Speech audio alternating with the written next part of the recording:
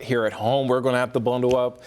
That means I got to pull out my heavy coat if I can find it. Yeah, you better find it because you're going to need it. This is not like the hoodie weather that we joked about. This is cold. This is cold weather. Yeah, it really is. And some of the coldest weather we've seen in over 2 years here in the Charlotte area. Now, what we know absolutely, positively, is it's going to be dangerously cold.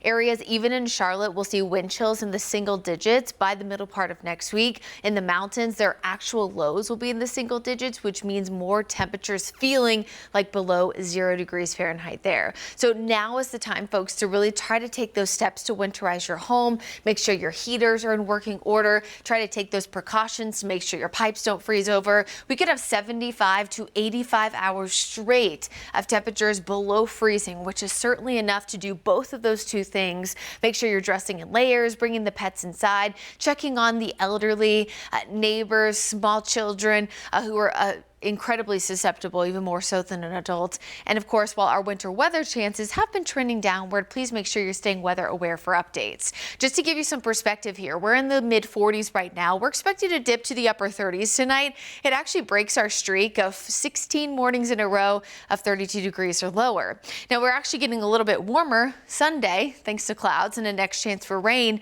And then here comes that drop. 20 degrees for Martin Luther King Jr. Day there on Monday, which of course is a government holiday, which means many folks out of work and school waking up to bitterly cold air, and it only gets colder from there. Tuesday, Wednesday, and Thursday mornings, all seeing lows in the teens.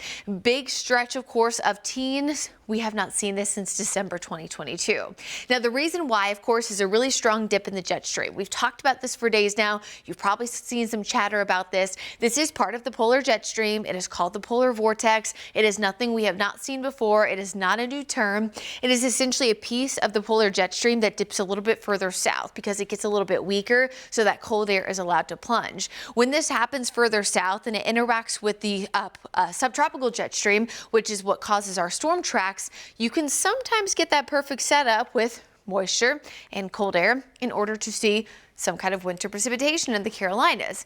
In this case, I absolutely think that we are going to see a chance for winter precip.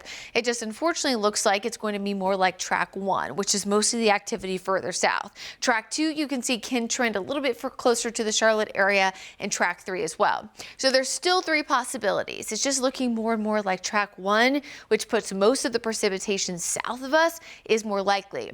And the reason why is not because of a lack of cold air. It can't be too cold to snow, but it can be too dry to snow. Look at the atmospheric moisture as we go into this weekend. While it's not a significant amount, you can see it's not tropical, it's certainly wet. You can see the blues and the greens, but look what happens by the middle part of the week. We're talking Tuesday, Wednesday, which is when that system would be trying to pass through. We have so much dry air, we're almost off the chart of the legend. What happens sometimes is that the air is cold enough, we can actually see snow fall from that column of air. But if it's too dry, it will not reach the ground. So right now, I think the maximum that we can expect is maybe a few flakes, but it's unlikely to accumulate. But it actually does look like there will be a better chance for snow, if not a wintry mix, closer to the immediate coast. So make sure your friends, family that maybe live in the Carolinas, but maybe not here, are prepared for this change. And I really do think that the cold, y'all, even though it's not some kind of snow or winter precip, is still the bigger story. Check out this prolonged period of Arctic air. You can see all these highs in the 30s, all these lows in the teens.